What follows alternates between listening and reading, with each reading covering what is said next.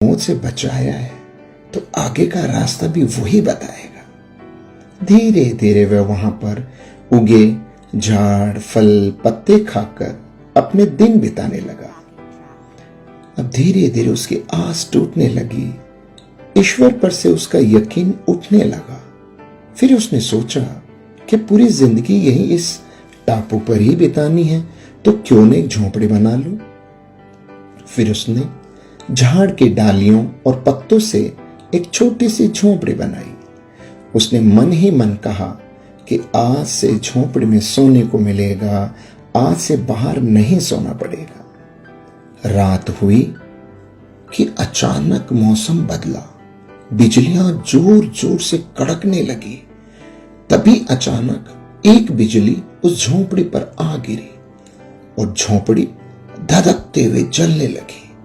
यह देखकर वह इंसान टूट गया। आसमान की तरफ देखकर बोला, हे परमात्मा, ये तेरा कैसा इंसाफ है?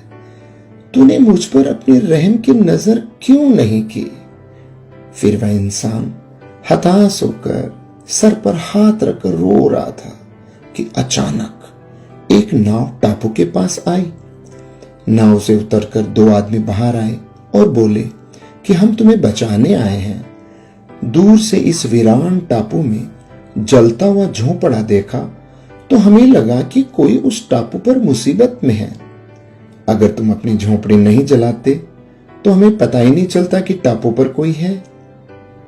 दोस्तों, उस आदमी की आंखों से आंसू गिरने लगे। उसने ईश्वर से माफी मांगी और बोला कि हे परमात्मा, मुझे क्या पता था कि तूने मुझे बचाने के लिए मेरी झोंपड़ी जलाई थी।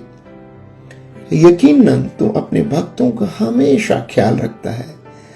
तूने मेरे सब्र का इम्तिहान लिया, लेकिन मैं उसमें फेल हो गया। मुझे माफ कर दीजिए। दोस्तों, ईश्वर अपने भक्तों से दूर नहीं है। उसे सब पता है कि अपने भक्तों को कब और कैसे देना है। उसकी रहमतों की बरसात तो हर पल हर घड़ी 24 घंटे हो रही है। बस कमी है तो हमारे विश्वास की। हमारा विश्वास ही है जो डगमगा जाता है। जब एक सांसारिक पिता ही अपने बच्चे को दुख तकलीफों में नहीं देख सकता, तो जिस पिता ने इस सृष्टि की रचना की है, वो भला कैसे अपने बच्चों को बीच मझधार में छोड़ सकता है। प्रेमियों, दिन चाहे सुख के हों या दुख के, प्रभु अपने भक्तों के साथ हमेशा रहता है। राधे राधे।